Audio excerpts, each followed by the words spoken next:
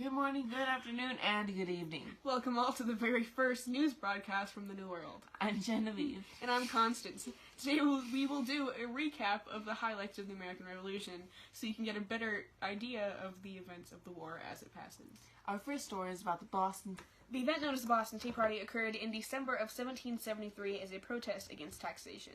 The East India Company was struggling, especially with tea imports, after England imposed a very small tax against the traditional drink. It began when entire tea shipments were rejected in the cities of Charleston, New York, and Philadelphia. In retaliation, Samuel Adams and the Sons of Liberty dumped 342 chests into the Boston harbor. The chests held nearly 45 tons of tea in them total, and it took the 100 colonists over 3 hours to complete the act. The East India Company reported nearly 10,000 pounds worth of damages. Of course, this all leads to the coercive acts. Here to tell us more, Florence Archer. Florence, why don't you tell us more about the reasoning behind the coercive acts? Of course, the acts were also known by the public as the Intolerable Acts, and they were passed by the British Parliament to send a message to the colonists about their recent behaviors, such as the Boston Tea Party. What exactly did the Parliament do? They passed a series of bills, 5 to be exact, all in 1774. The first closed the Boston Harbor Port. They threatened this until the tea damages were paid back to the English merchants. The second bill was the Massachusetts Government Act. The town of Massachusetts had to change its government to become a military government under Thomas Gage. After this, town meetings had to be approved by English officials, taking away the right for the Americans to govern themselves. You said there were 5 acts. What about the rest of them? The Administration of Justice Act allowed for English citizens of high power to travel back to the mother country if they were accused of a crime in America. The officials would have trial there, giving them a choice in law systems not available to all the colonists.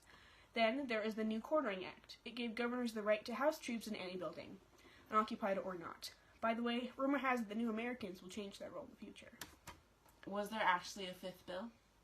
The Quebec Act was the final one. It rewarded American territory used in the fur trade to the Quebec province.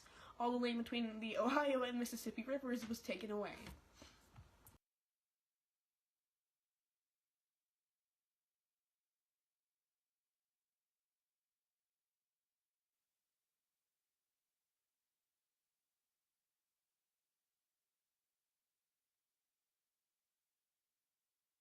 Our next story is brought to us by my co-anchor. Thank you.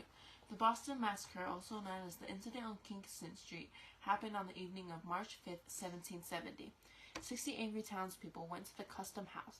They threw rocks and snowballs at the guard. The British Captain Preston then arrived, then started firing. The bullets took the lives of 5 men. John Adams, which later became the president, was a defense attorney for the men who had killed 5 Boston residents.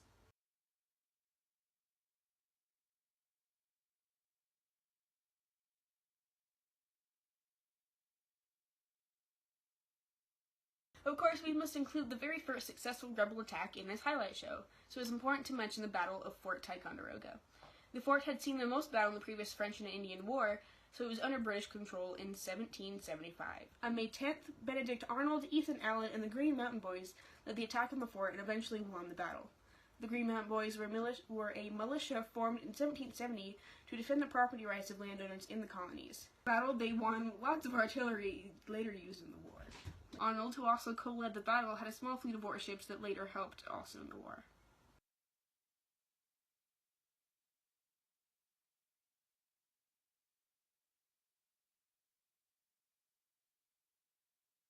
Up next, the Declaration of Independence.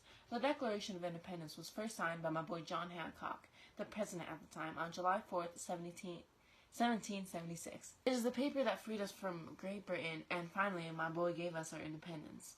Of course, this all started because of my boy George Washington, of whom did not sign the Declaration at all. My boy is the one that started all of this, and the fight for independence. He was also the first president after the true founding of the country, and the general of the war front, giving him the most important jobs in the war.